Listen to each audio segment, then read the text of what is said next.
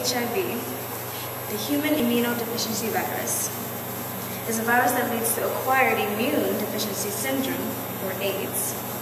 This virus destroys the immune system, weakening its host, making the host susceptible to dying from common colds, flu, and the occasional bug bite.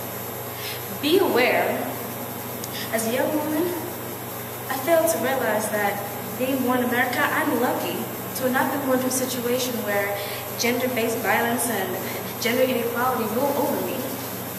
A study has shown in Africa that nearly 1 in 7 cases of young women acquiring HIV could have been prevented. The women tested in the prison who were affected by inmate partner violence could have been saved.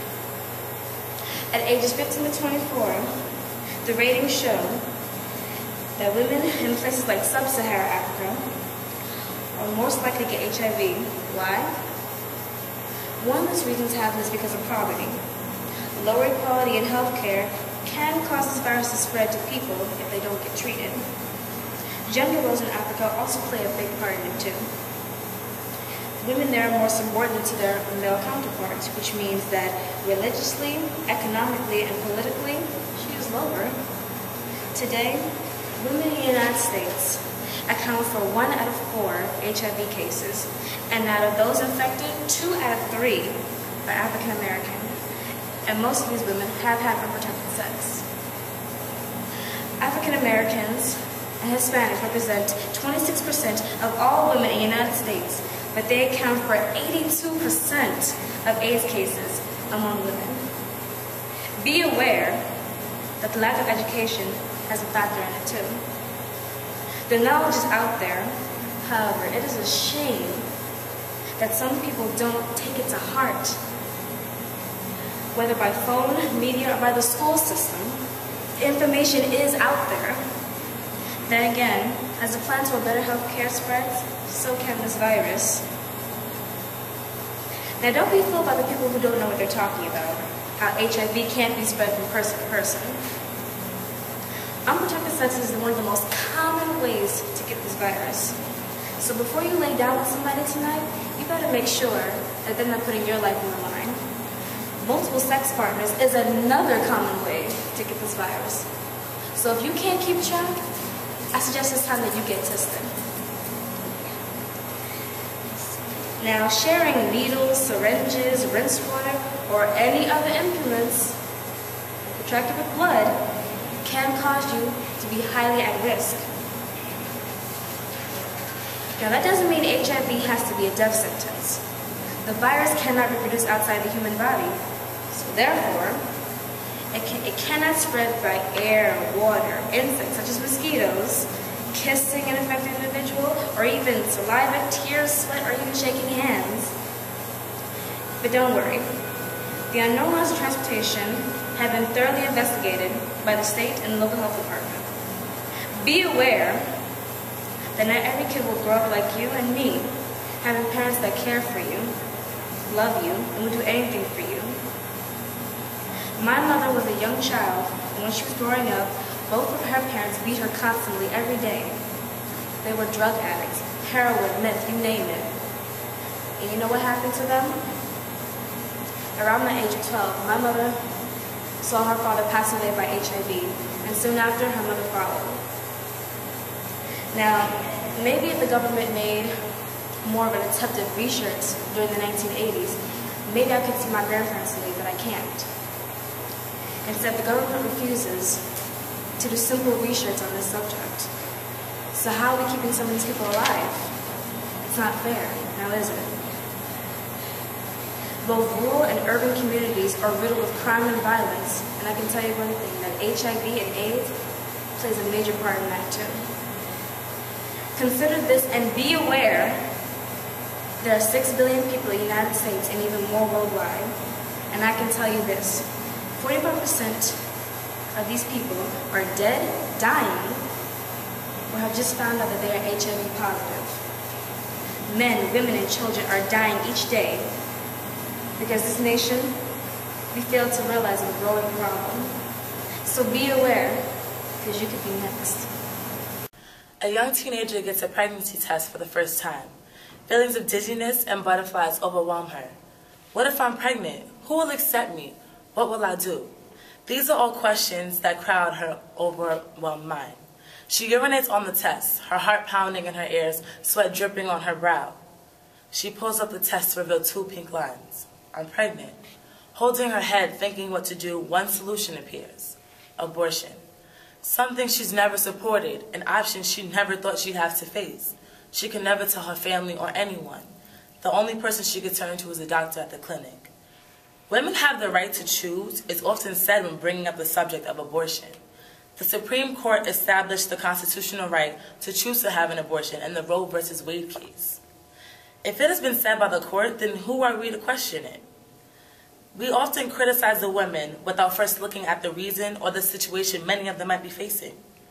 Many of them could be facing financial problems, health issues, or other matters contributing to their reasons. If we were to put ourselves in their shoes, more than likely the same decision will be made.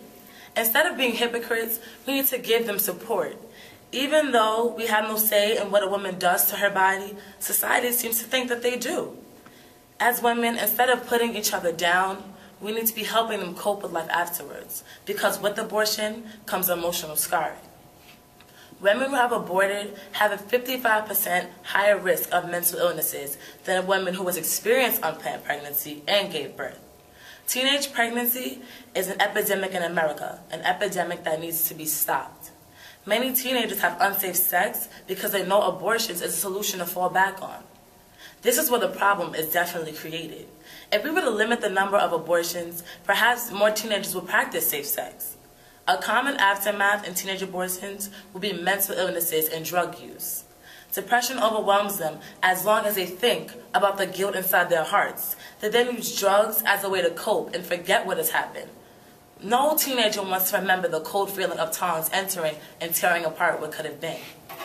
It is not always the pregnant child's decision for abortion. It often happens that the parent of the pregnant girl either forces or persuades them to have an abortion. I understand where that might be coming from, but their life is not being affected. Statistics have shown that environments such as the projects are conditions in which many African Americans, teens, are subdued to. In these close communities, there are drugs, sex, and poverty. It is easy for a teenager to fall under peer pressure, especially when it is of their friends. What makes matters worse is if the parents or guardians do not care. Many guardians do not discuss the harmful effects of unsafe sex because they expect someone else to.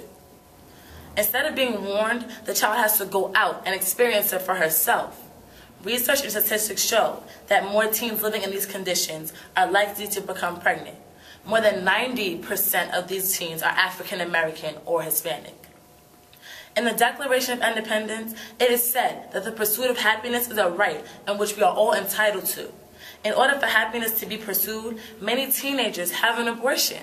As far as I'm concerned, the Declaration is still in effect. Therefore, if it is an inalienable right that is endowed to us by our Creator, then who are we to question it? The rights of a woman or anyone should never be questioned when it comes to their mind, body, and soul. As a teenager, trying to be the change I want to see in the world, I've come to the conclusion that my hard work is pointless unless I give it a speech in society. The art of learning has been ingrained in our DNA since the start of humanity. We are in a world where being liberal helps humans grow. However, our government feels that it is right to suppress our creativity and logic based on a rating system. IS-218 is an NYC DOE public school that was rated 47.7 out of 100 this year, and it's my old middle school. It's a school that most likely won't be around in the next 10 years. During my 8th grade year, the school began a partnership with a high school that has just had its first graduating class. The schools consist of 3 schools. There's 2 middle schools and a high school. Now, here's where things get interesting. In these schools, there is a charter and a public middle school. Is there tension between these 2 schools? Of course there is. The charter school is on the same floor as the public school and takes up at least 80% of the floor, leaving the middle school with no more than 10 classrooms. Also, one of the charter rules is they don't want any of the public school teachers going into their bathroom. And did I mention that there was only one bathroom on that floor? Ms. V. Bell is a IS 218 teacher and also my old middle school teacher. And she got a bad rating this year. Now, is she a bad teacher? No. The reason she got this score was because she is a bilingual teacher. She was a bilingual teacher, to be exact. And she was teaching kids that were new to America. So she had to teach them English and help them get up to speed with the others. In the process, however, the kids would start bettering their grades till after middle school. She was the incentive for their English language learning and has to pay for it by being rated a bad teacher. A couple weeks ago, in my AP English class, Miss Russ, my teacher, showed us examples of different types of essays.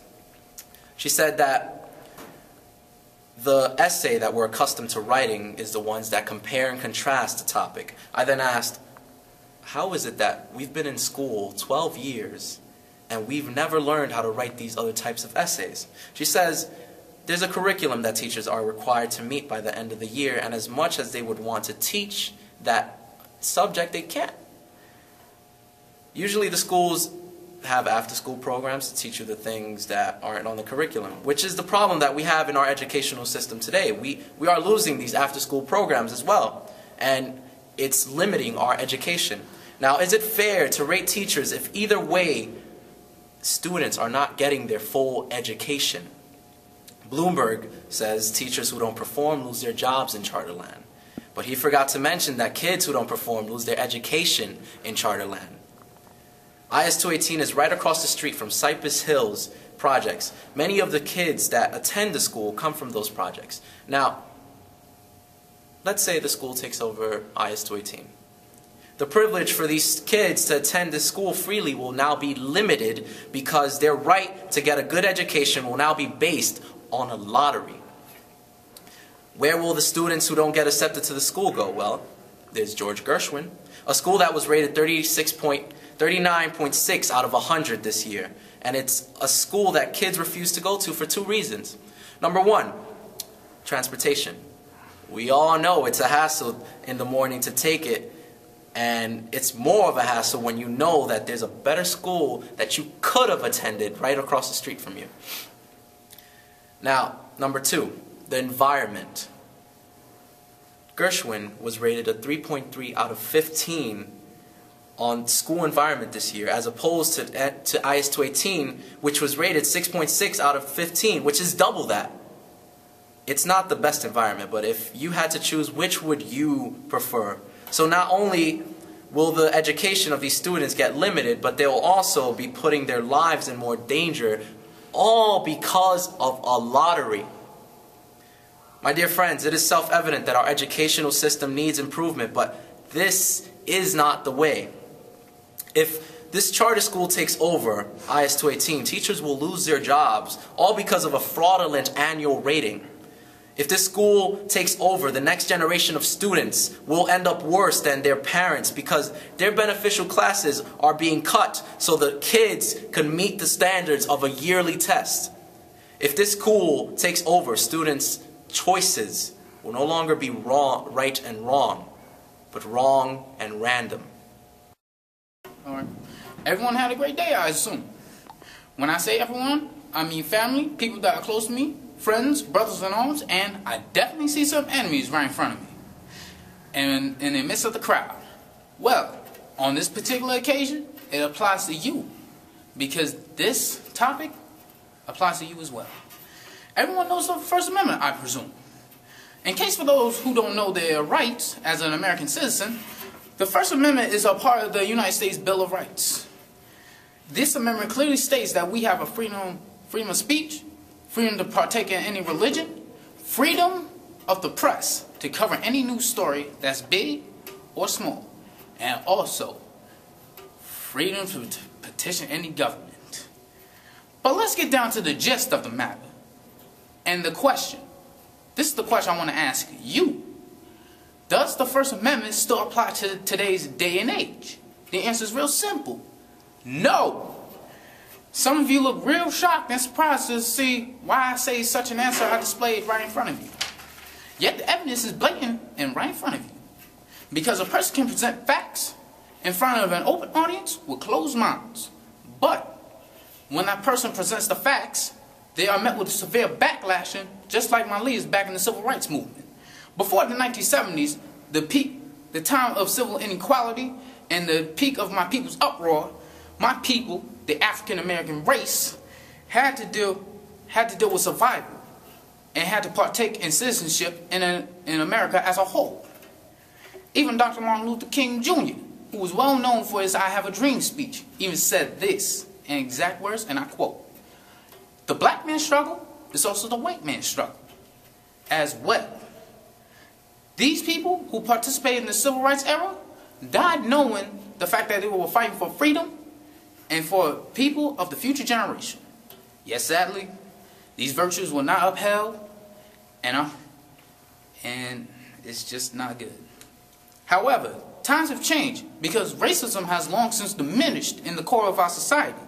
People are free to read any type of literature because of a court case that allowed them, because a court case said that books does not dictate life choices. But religion, on the other hand, is a stereotypical problem because of the TV, media, and propaganda interpretations. After the events of 9/11, Muslim Americans were being watched with a discriminating eye and were labeled as extremists. Muslims, like any other people who practice religion, are peaceful yet strict, and they wouldn't harm anyone unless it's in self-defense. In the New York Times, a Muslim family was being watched with a discriminating eye solely because because they practiced Islam and they were Muslim. And let me put it like this, brothers and sisters. Hypocrisy runs in America just like a mighty stream runs down a mountain. You can't miss it. And they say ignorance is bliss. But how long will ignorance last if the whole world becomes sad?